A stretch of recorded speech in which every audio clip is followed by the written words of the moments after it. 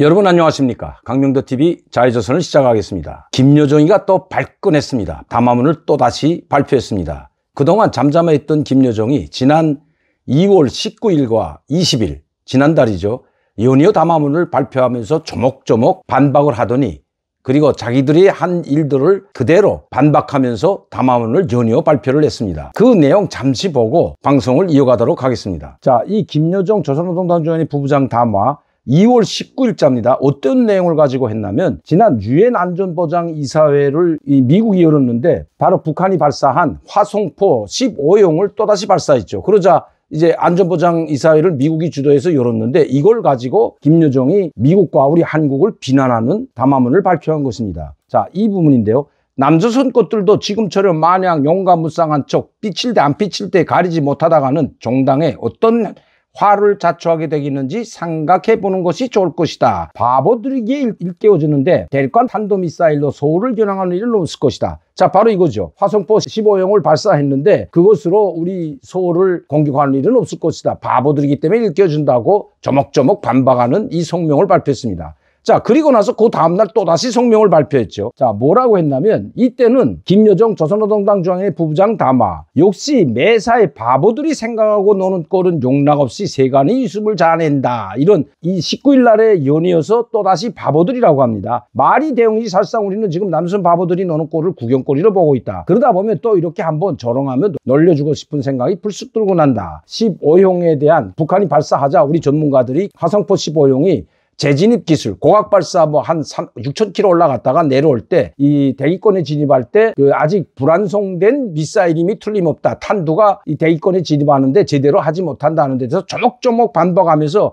자기네 미사일이 사실이고 진짜이라는 것을 계속해서 이렇게 구체적으로 이야기하는 거죠. 이 기회에 한 가지를 공개한다면 당일 발령된 발사 관련 명령서는 오전 중 발사장 주변을 철저히 봉쇄하고 인원과 기타 장비들을 대피시키며 안전대책을 강구한 후 5시간 중 유리하고 적중한 순간을 판단하여 기습적으로 발사할 때에 대한 내용이 있다. 오전에 명령을 새벽에 내렸는데 오후 5시에 발사한 데 대해서 이렇게 명령 체계가 허술한 것에 대한 우리 전문가들이 지적을 하자 이렇게 또 이야기합니다. 그리고 그 발사 각도나 대기권 진입에 대해서도 조목조목 여기서 이야기를 합니다. 자, 여기에 또 이렇게 이야기한다. 언젠가도 설명했지만 만약 탄두의 대기권 재진입이 실패했다면 탄착순까지 탄두에 해당 신호 자료들을 수신할 수가 없게 된다. 자기들이 정확히 발사했고 성공했을 뿐만 아니라 탄착점까지도 떨어지는 그 순간까지도 계속해서 신호를 자기들에게 보냈다는 겁니다. 왜 이렇게 조목조목 반박하면서 자기들이 미사일이 정확할 뿐만 아니라 진짜라는 걸 계속 이야기할까요? 전문가들이 하는 데 대해서 한 귀로 듣고 한 귀로 흘려보내면 실질적으로 대량 생산 체계를 갖추었고 이렇게 많은 미사일들을 생산할 뿐만 아니라 정확도가 있다면 아무리 거기에 대해서 전문가들이 빗나가는 논평을 내놓아도 한 귓등으로 듣고 흘려보낼 수도 있는데도 이렇게 조목조목 밝히는 것은 우리 전문가들이 이야기하는 것처럼 아직도 북한이 완전하게 성공을 못했기 때문입니다. 완전하게 성공을 했더라면 이런 조목조목 설명조차가 또 반박하는 설명이 필요가 없는 거죠. 19일과 20일에 이렇게 조목조목 담화문을 발표했던 김여정이 7일날 또다시 담화문을 발표했습니다. 이 지금 내용은 우리 민족끼리에 실린 김여정 노동당 중앙위의 부부장 담화문입니다.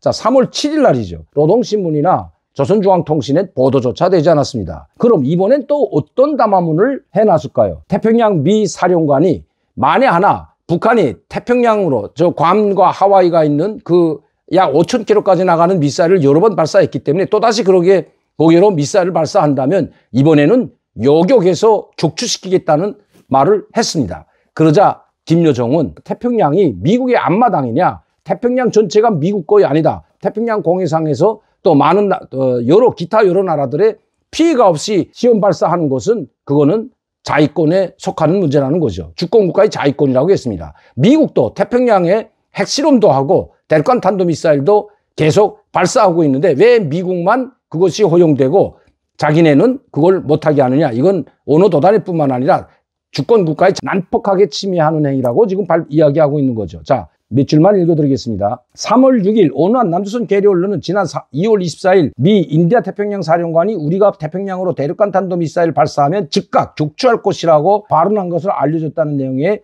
불명확한 보도를 내놨다. 진짜인지 아닌지는 모르겠지만 자가 이들을 내놓았다. 자, 그렇다면 해마다 태평양을 자기 안뜨락처럼 여기면서 미군이 무시로 실시하는 전략무기 실험 발사, 그러니까 미국이 태평양에다 계속해서 전략무기들을 시험 발사한다는 거죠.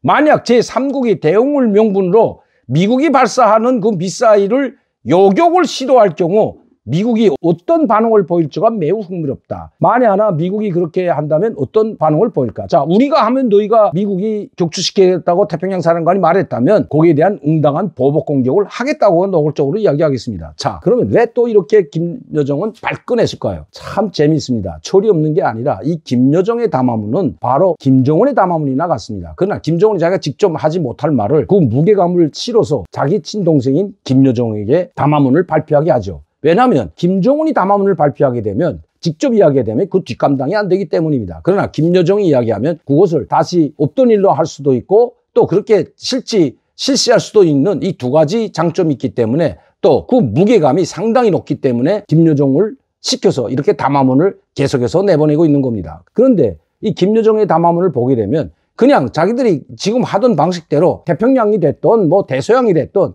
거기다 동해바다, 일본 해역이 됐던 그쪽에다 미사일 발사를 지금까지 수십 차례 해왔는데 그대로 하면 되는데 왜 이렇게 미국 인도태평양 사령관이 한마디 한 데 대해서 이렇게 조목조목 반박을 하면서 까박을 붙일까요? 그것도 김여정이 또 발끈해서 말이죠. 이건 한미 전략에 지금 김여정이 말려드는 것도 모르고 이렇게 미국이나 아니면 우리 언론이나 또 우리 전문가들이 한마디 하면 거기에 대해서 따박따박 반박하면서 자기들이 실제 어떤 상황에 있는지를 모두 노출시키고 있다는 겁니다. 김여정은 자기가 잘한다고 하는 담화문이지만 김여정의 담화문을 보면 안절부절하지 못하는 부분이 심중히 있다는 겁니다. 김여정의 담화문 2월 19일, 2월 20일자 그리고 3월 7일 그제 이 담화문을 보더라도 상당히 안절부절할 뿐만 아니라 자기들이 하고 있는 진짜임을 알아봐 달라는 식으로 사정하고 있다는 듯이 보인다는 거죠. 우리 전문가들이 그것을 몰라서 언론에 나가서 김여정을 자극했을까요?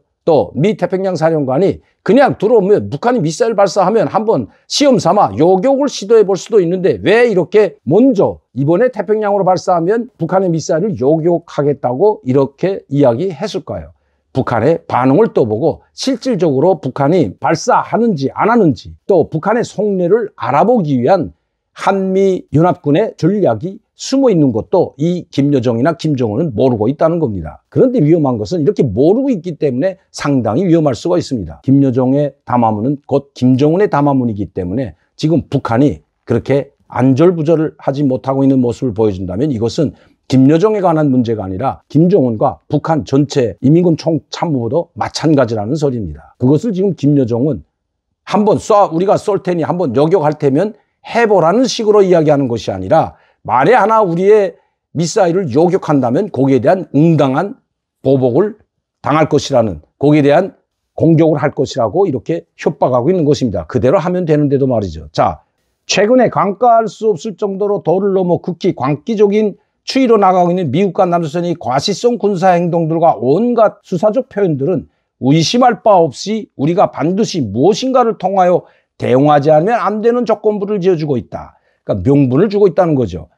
이미 천명한 바 같이 우리는 미군과 남조선 괴뢰군부의 활발한 군사적 통태를 빠짐없이 주시 장악하고 있으며 판단에 따라 언제든지 적중하고 신속하며 압도적인 행동을 취할 수 있는 상시적 준비 태세에 있다. 이런 말이 왜 필요하죠? 그렇게 상시적인 준비가 돼 있으면 미국이 요격하면 뭐 괌을 요격하든지 아니면 미국이 요격한 그 원점을 타격하든지 이런 말을 하지 않고 하면 되는데 이렇게 다 알려주는 것은 자기들이 열세에 있다는 것을 그들 스스로 보여주고 있다는 겁니다.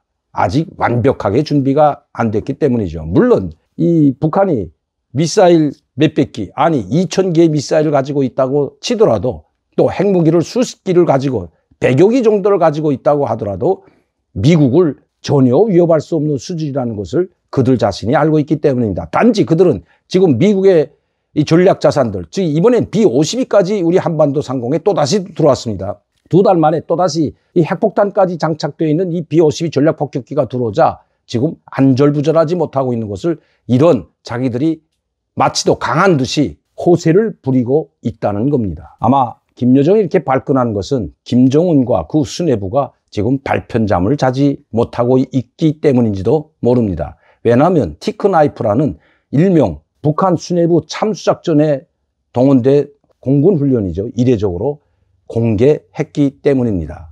이 내용은 다음 시간에 여러분들께 자세히 말씀드리도록 하겠습니다. 오늘도 강민도TV 자유조선 시청해 주신 여러분들께 진심으로 감사를 드립니다. 많은 분들이 시청하고 구독할 수 있도록 전파를 부탁드리면서 저는 다음 시간에 뵙겠습니다. 감사합니다.